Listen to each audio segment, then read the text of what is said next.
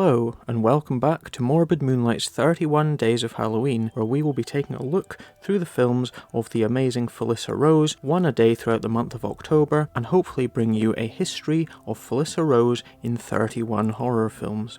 So, last time we were looking at the cult classic Sleepaway Camp from 1983, and believe it or not, we're going to have to jump ahead 20 years to get to Felissa Rose's next horror film, 2003's Nikos the Impaler, from infamous German splatter auteur Mr. Andreas Schnaaas, the man who brought us the violent shit films, of which there are at least 4 depending on how wide you want to make your search parameters. There's a few kind of semi-official entries, but that's beside the point. This is a guy who set out to make not 1, not 2, but at least 3 films calling themselves violent shit. And if that's not a statement of intent, I don't know what is. Now, the reason that Felissa Rose wasn't making horror films after Sleepaway Camp for such a long time, missing out all the latter half of the 80s and all of the 90s, was that she'd kind of more or less quit acting altogether. Let's not forget that she was just 13 years old when she shot Sleepaway Camp, and loads of child actors just don't make that leap to a life on screen as an adult actor, and Felissa Rose could easily have just been another one that never quite made it, but thankfully for us all, she stuck with it. And it does say an awful lot about where her head was at that Felissa decided to kickstart this new phase of her career with a film like Nikos the Impaler. Basically, for those of you unfamiliar with this particular grubby little niche of the horror film world, there was a flourishing underground group of filmmakers who made films shot on video in the 80s, stuff that was ultra cheap, rough and ready, and usually pitched squarely at a very rabid niche audience that could appreciate the finer nuances of the kind of general DIY approach to filmmaking.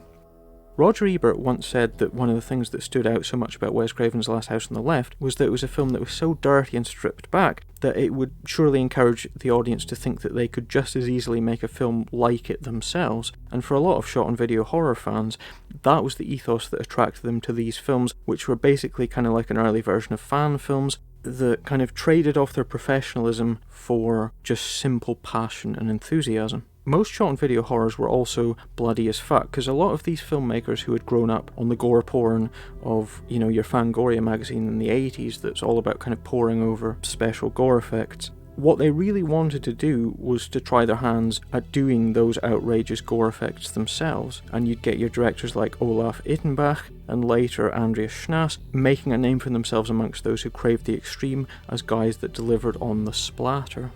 Nikos the Impaler is director Andreas Schnaaas' 8th film.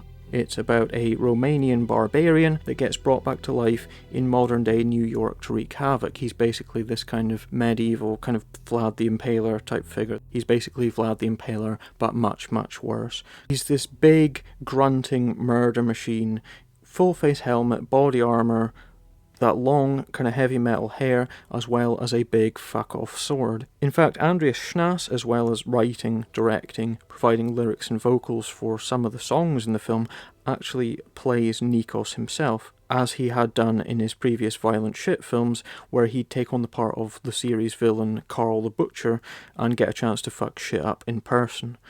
You can see why that would be attractive for a director whose interests lay in that particular area. But the thing about films like Nikos the Impaler is that they belong to a very small and very specific niche that requires you to understand what you're getting yourself in for before you even begin. It's basically pointless to try and look at a film like this in a totally objective light, because it's got very obvious deficiencies when it comes to more or less every single aspect of it, from writing, acting, editing, dialogue effects, continuity, and even camera work.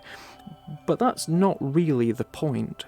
Nikos the Impaler is a shot-on-video German splatter film. If that's something that you're familiar with, or that you've got any fondness for, then chances are you've probably seen this film already. If not, then it's kind of hard to try and sell you this film, or even to talk to you about it unless you understand the whole package and are someone that can make allowances for things in your head. Personally, that's something that I've never had that much of a problem with, and I'm happy to give cheaper films a lot of leeway if I can sense that they're coming from a place of love and enthusiasm for what's being done, but I understand that not everybody feels the same way, and this is the sort of film that deserves to be prefaced with an "it's not for everyone" warning. But really, the appeal of the shot-on-video film is that it more or less bypasses its need to appeal to a kind of mass audience. If the grade of film stock, or videotape in this case, is enough to put you off, then this just isn't the film for you.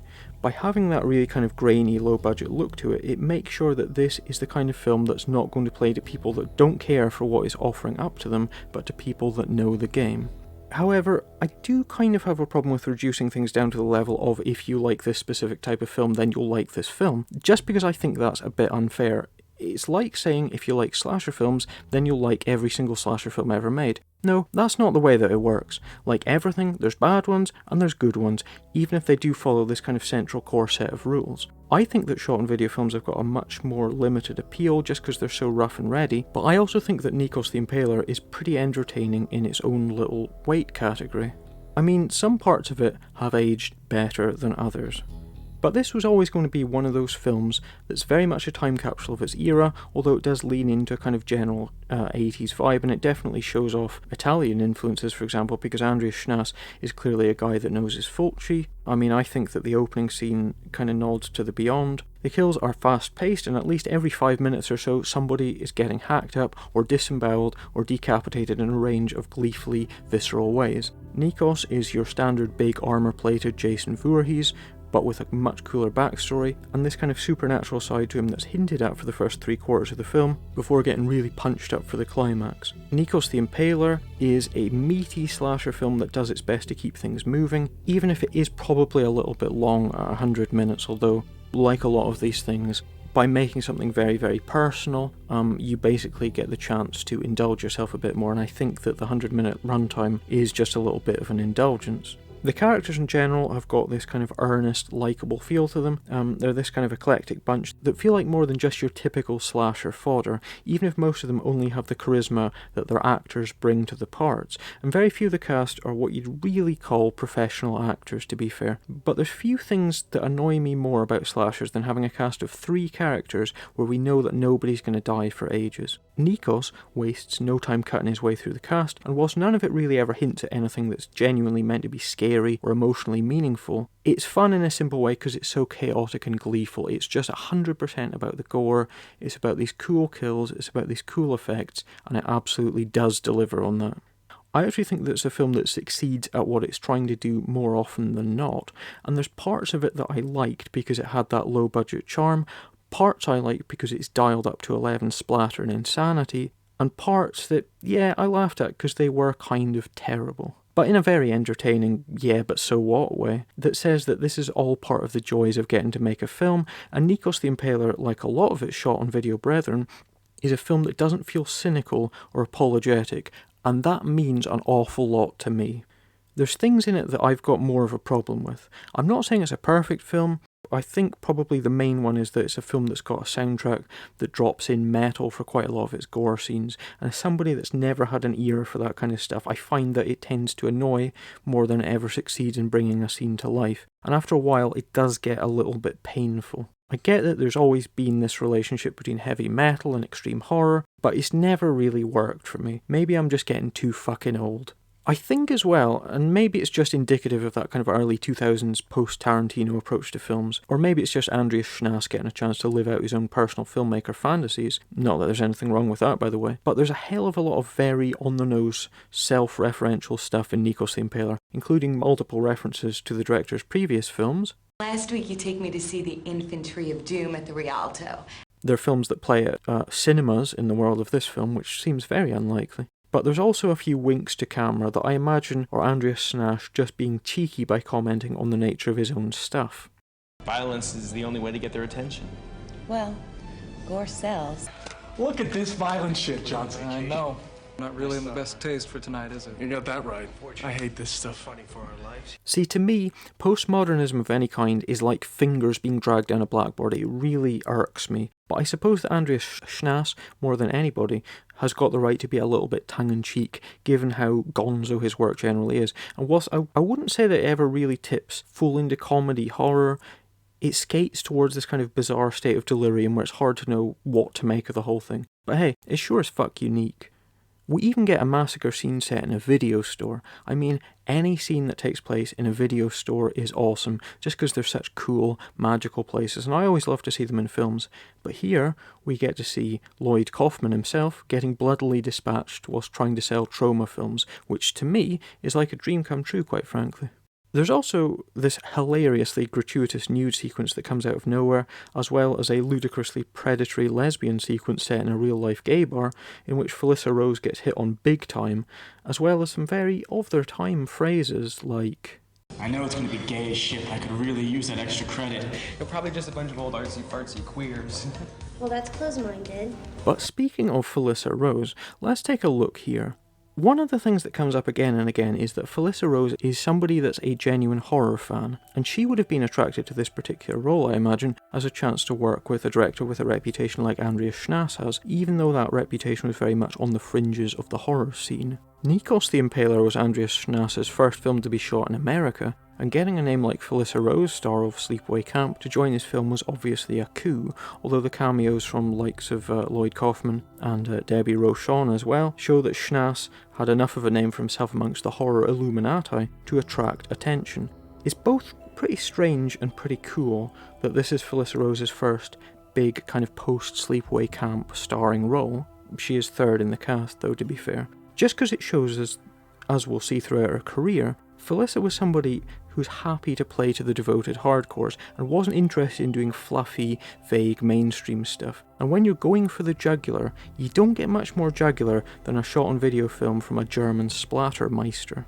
I mean, her part doesn't call for her to do a great deal, to be honest. She's basically the main character's love interest, and neither of them really have got much in the way of character development, just because it's not that sort of a film. But I think that Felissa Rose is still totally committed to this part. She gets a chance to shine and be kind of naturally charismatic along the way, even though she doesn't get that much of a chance to breathe in amidst all the carnage. She's fairly important to the plot, but in as much as there's not a great deal of plot, that doesn't amount to a great deal. The Felissa factor determines how important a film this is in the grand scheme of things, both for Felissa Rose herself and how essential it is for fans of her work to check out. And I'd say that Nikos the Impaler nets itself a Felissa factor of about 6 out of 10. Big part, third in the cast, just not that much to do, but what she does do, she's very fun to watch. All in all though, Nikos the Impaler is a fun, excessively gory film made with a lot of infectious enthusiasm, and as somebody that really can get behind the whole SOV aesthetic, I've got to admit that I did enjoy it, probably more than I can rightly justify. It is self-referential, yes, but crucially it's never spoofy or self-mocking like a lot of cheap gore comedies have a tendency to be.